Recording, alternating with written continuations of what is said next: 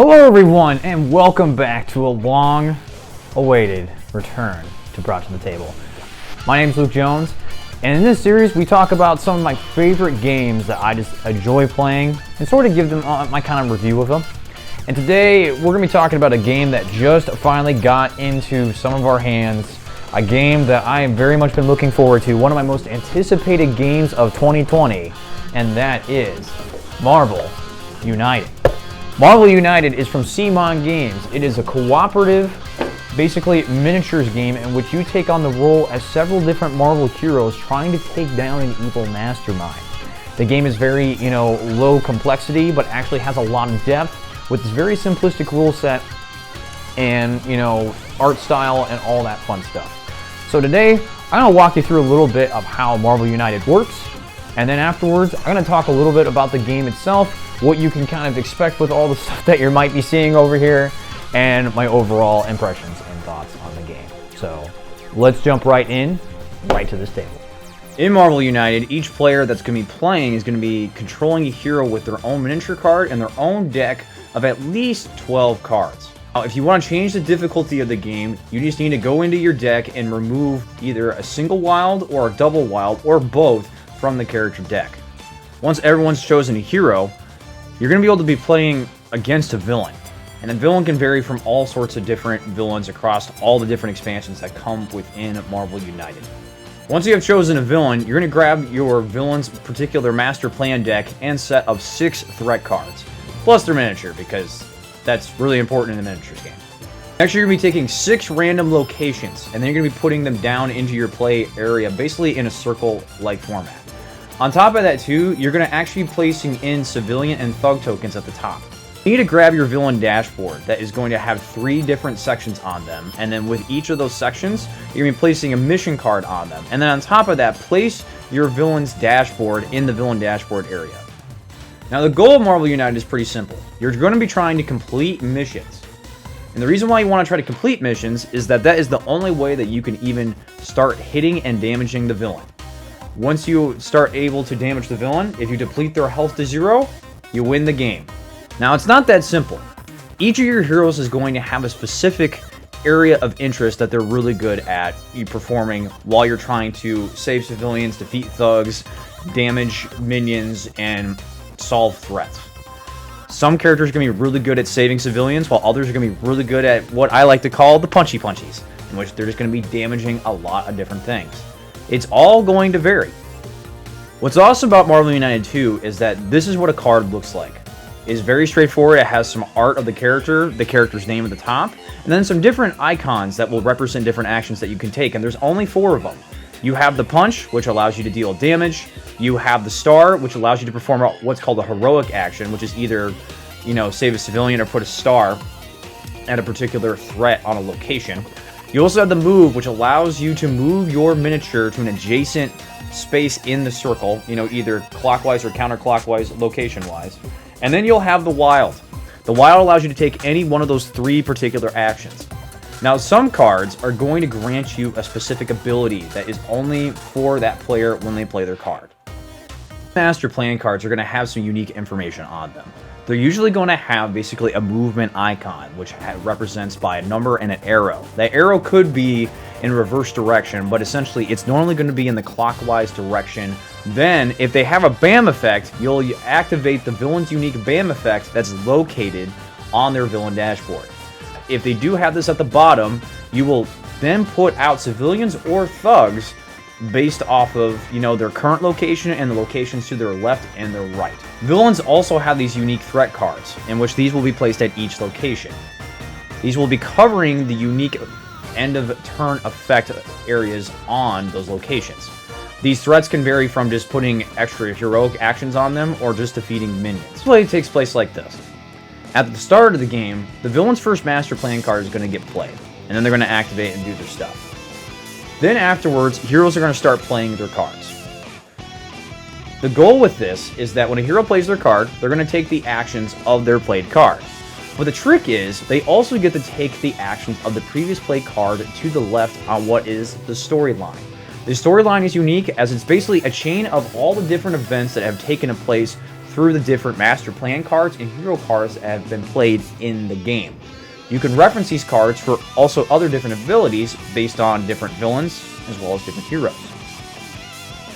Now what will happen is that after 3 hero cards have been played, the next master plan card is going to be played. Depending on where you are in the game, the villain may start playing their master plan card after every 2 cards played in the storyline. This is considered when they are under pressure. The game will end in a variety of different ways. Either if the master plan deck for the villain has ran out and you would need to draw another one. If the villain completes their villainous plot, which can be unique depending on different villains, as they'll all have different, basically, end-of-game conditions. Or if the heroes run out of cards in their hand/deck to play, and they would need to draw a card, and they don't have the ability to draw a card, and their hand is already empty. There are essentially several different timers that will end the game. On top of that, if you are playing this game solo, if you get KO'd, you will immediately lose the game. One thing to note too is that in Marvel United, your hand is also your health. So what will happen is that whenever you would take damage, you just place a card from your hand at the bottom of your deck. If you would take damage and run out of cards in your hand, you are considered KO'd, and you will activate the evil villain's BAM effect on their villain dashboard, which can cause some really bad things to happen for the team. So it's a good idea to try not to get KO'd. Some also other unique things about the game in which it's called Overflow. Each villain has an overflow effect in which if they would need to place down civilians or thugs into their location or adjacent locations, an overflow effect may occur. Some of them are pretty straightforward, like Red Skull's is essentially you just add additional threat to his threat track, but others might be a little more different based off of whatever their goal is. And that's basically Marvel United. It's a very straightforward cooperative miniatures game. Nothing too crazy, nothing too complex. And there's a lot to dive into here. And that's not on top of the fact that I haven't even mentioned all the different challenge modes that you can add to the game. And that, my friends, is Marvel United. As you can see here, you know, there is technically a lot going on, you know, in the board space right here. But in reality, Marvel United is quite a simple game. They're literally, when you look at these cards have very, you know, minor actions on them, but these actions directly reflect how these characters play within the scope of the game. And with these actions, they're quite simple. You either move to an adjacent location, you get to put a star or save a civilian, or get to punch somebody. You know, it's pretty straightforward, and even with these abilities, you know, I'm playing with some very, very straightforward characters from the core box here in this example. But like Captain America gives you a token. Iron Man gives you punch tokens. Captain Marvel can use punches in adjacent locations from where she currently is.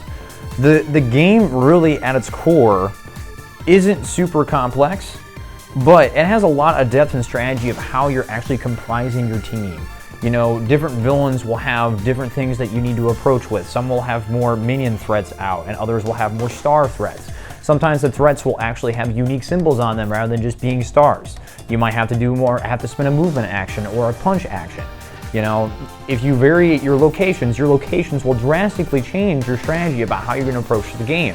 You might be able to gain some wild tokens. You might be able to move around. You might be able to heal. The game has a lot of variety basically every single time that you play. Now, the thing is, this demonstration right here, I was showing off stuff from the core box right here. We had Red Skull with Captain America, Iron Man, and Captain Marvel. But in the core box, there really isn't a whole lot of villains and heroes to use. But with all the Kickstarter expansion stuff, we get the Guardians of the Galaxy. We get to fight Thanos. We get Spider-Man. We get Black Panther. We get Thor and Loki. We get a whole big box of a variety of different characters, going from the Defenders to other members of the Guardians of the Galaxy to other villains that you can fight, other spider foes. You can even fight the entirety of the Sinister Six together and on their own. And that is honestly the biggest thing I can compliment Marvel United on, is the fact that the game feels different every time that you play it.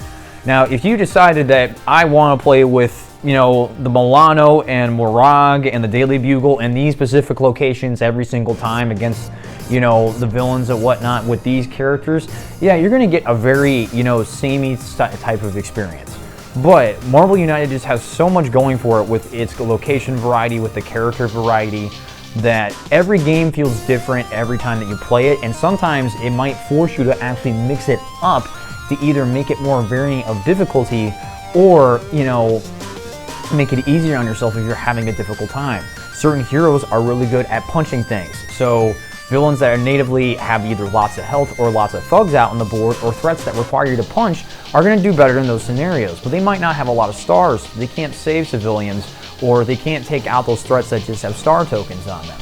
And vice versa, there's characters that can do that a lot better as well. There's also characters that have a little bit more support utility. Quicksilver is a great example where Quicksilver is actually giving your team a lot of movement.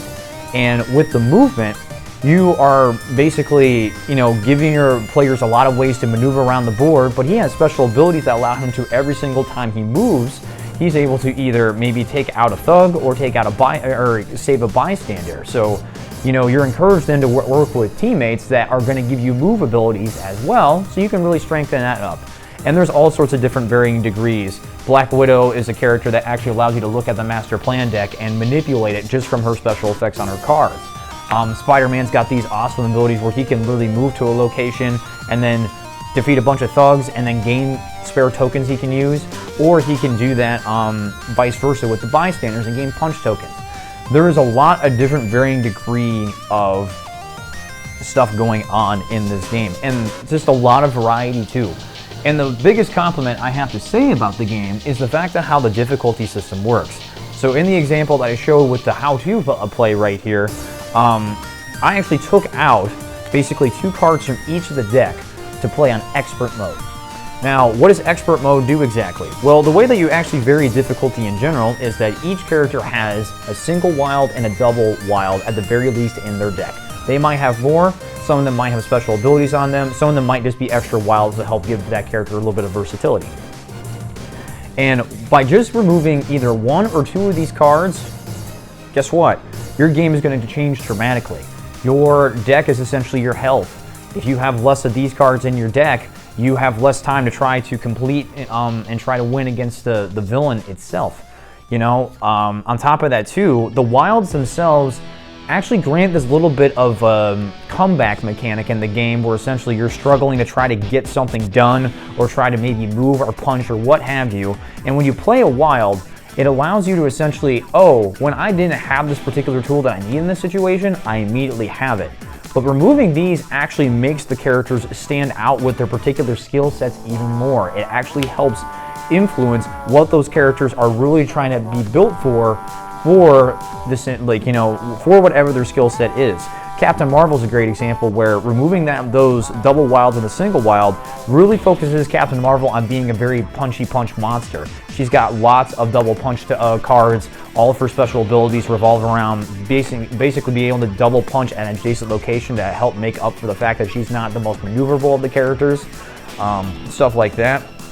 And then stuff like Captain America, while relatively well balanced, he's really good at trying to make sure he gives support for the team, giving a wild token to a different player.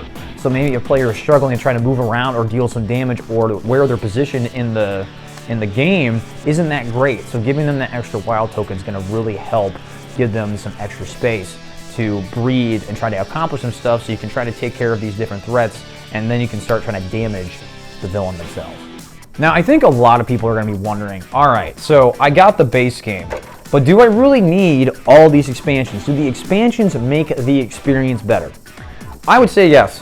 100%. If you have the income and are willing to, especially when this X-Men Kickstarter comes out, I would strongly recommend that if you are at all interested and you tried the base game, didn't back it on Kickstarter, and were like, you know what, I really liked it, I want to try to get everything else because those are some characters that I really care about and I'm hearing good things about this game, strongly recommend it. What Marvel United really hits home is the fact that it's got a variety spice of life going into it, and that every single time that you play the game, you know, like I said, as long as you're actually varying up the characters you're choosing, the villains you're fighting, the locations that you're doing, as well as actually adding some of the extra challenge scenarios that you can put on top of the game, even varying up your difficulty depending on who you're playing with, Marvel United has tons of content that will last you for years to come. I am currently basically trying to beat every single villain on the expert difficulty. right now, and it's been an absolute blast. And with that, there's just so many different ways to tackle these villains, whether it's through solo or playing with a friend or 2 friends or 3 other folks. Doing a full 4-player experience. It's been an absolute blast to kind of dive into and see what all this game is. Especially, every single time that I've been playing, I've been trying to play with new characters. And when you play with new characters, you get to discover what those characters excel at, what their special abilities are. And it might be characters that you normally would have never played with. There's a perfect example of, I was playing a game and one of my friends I was playing with Squirrel Girl, a character that I normally would never have any interest in playing, but Squirrel Girl had this really cool thing where essentially for every one of these cards that you had in the storyline that has a special text effect, once you play her card, if there's more of those types of cards in the storyline than there is health on the villain, you win the game. So there's actually this kind of incentive with Squirrel Girl to try to play those special ability cards to help advance your objective as much as you can, and then maybe at the very end, if you aren't able to basically complete defeat the villain, you have the ability to just win the game. And that's not even just characters that have health. Dormammu is a perfect example of a villain that you can't damage, and that's a whole different variety of gameplay. And there's other villains like Green Goblin where the threat cards don't actually start in play and they get added, and if each location has a threat card, you lose the game. There's just a lot of different ways that this game gets mixed up with adding the extra villains and heroes and such that you can actually start really diving deep into the depth of the game. Now, that's not to say that if you got just the core box, you're not going to get that out of the experience. But definitely the core box is definitely trying to get you into the system itself.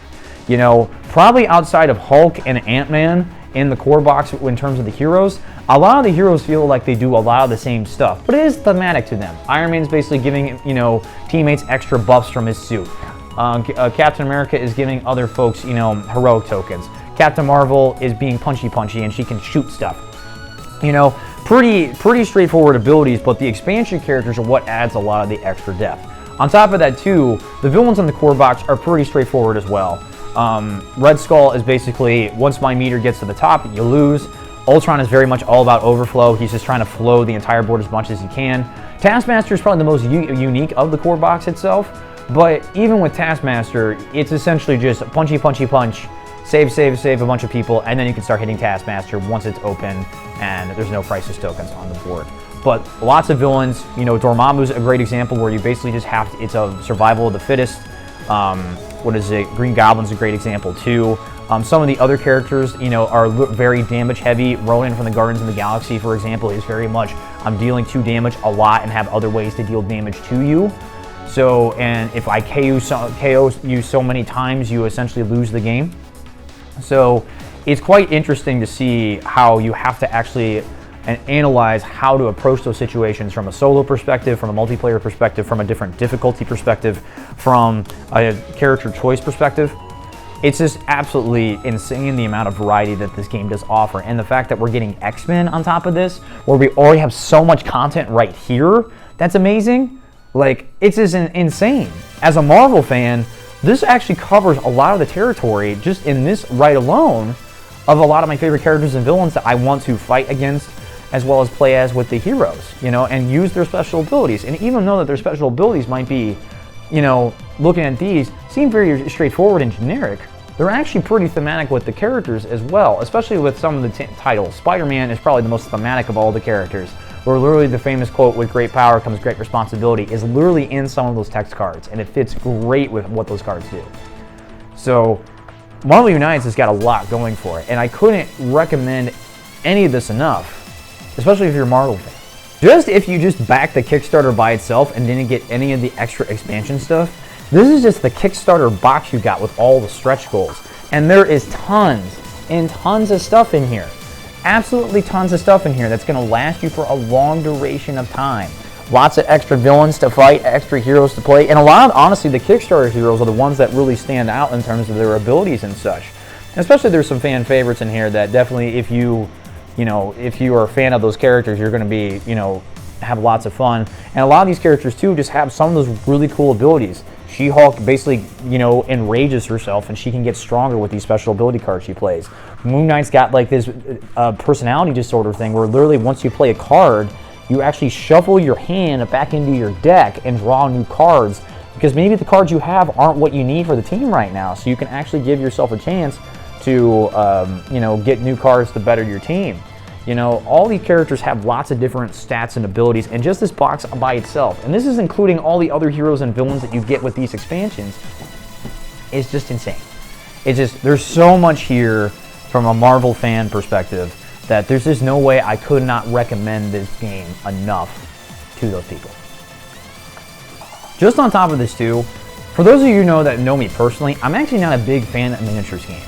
The reason for that is because a lot of the miniatures games have that weird grid movement, and you have to do line of sight and, all that stuff. And the games usually have the miniatures be a very large highlight of what you want to get the game for. There's these really nice miniatures that come with the game, but the game's a little subpar or maybe a little too in-depth for a type of experience that you want to have. Especially for myself, I would consider myself more of a competitive two-player type of gamer, where I want the powers of the cards to be very straightforward. I understand the rules with the game and how those apply, and then put those into place with my game. I don't want to sit here and do basically giant pre-calculus or calculus math problems to get stuff to work.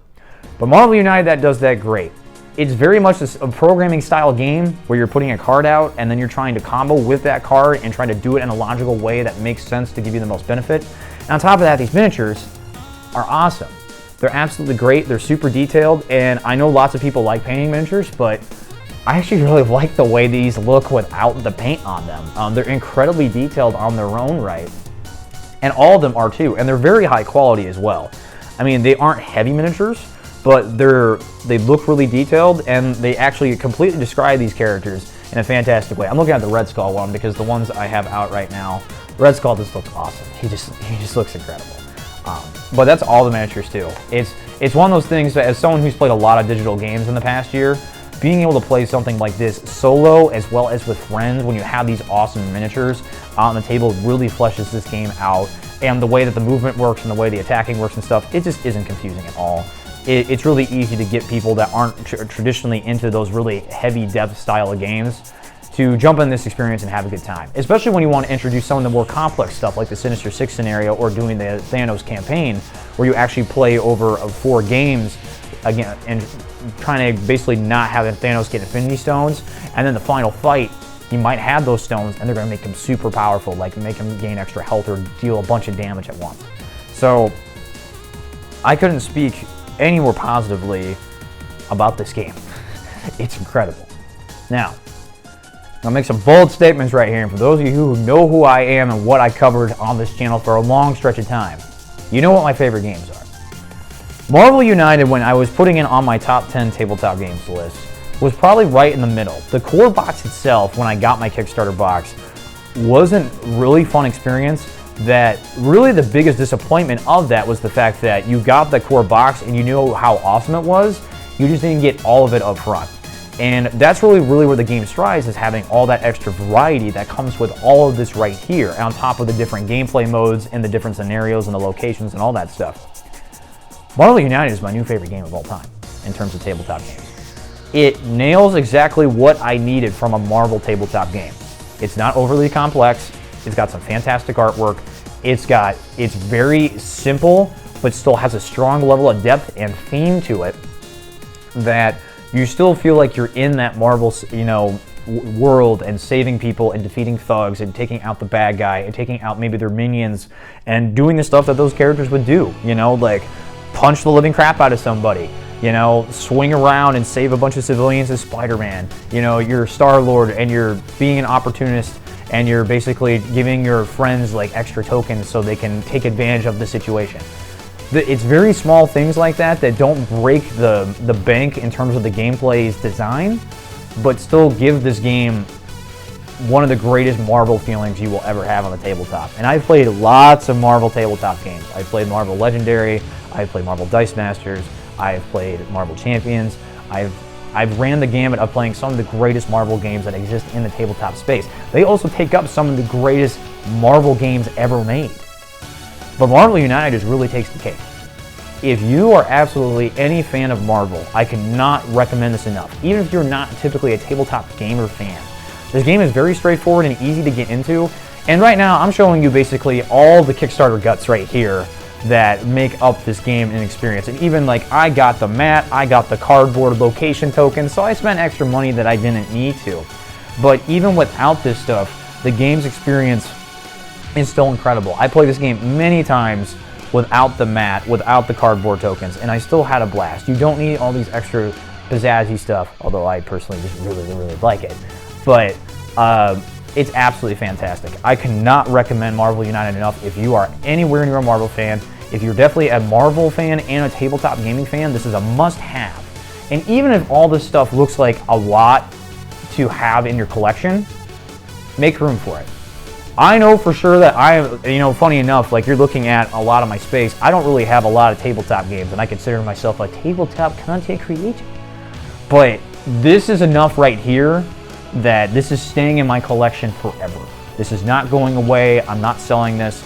This is an experience that I've been already playing dozens and dozens of times, playing every single day, whether it's solo or with my friends or whatever have you. It's been an incredible time playing Marvel United, and I cannot get enough of this game.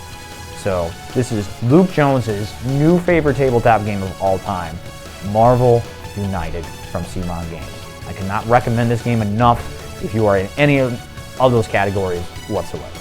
All right, folks, well, that's it for this episode of Brought to the Table. I hope you like the new format. I hope you like the fact that I'm actually sitting at a table playing the game a little bit in front of you folks while talking about how the game works and all that stuff. Please, by all means, if you want to see more of this game, go back to the X-Men Kickstarter. And if you missed the first Kickstarter and you want to get any of this, please go back it and try to get in on those, add-ons and expansions for all this stuff right here, because that will be the only way you're going to be able to get it. So please, this game is amazing. I could not recommend this enough. So, as always, everyone, stay happy, stay healthy, stay safe, and as always, stay delightfully wicked. Be excellent to each other and be better. My name is Luke Jones, and I will see you next time on whatever game I decide to bring to your table next.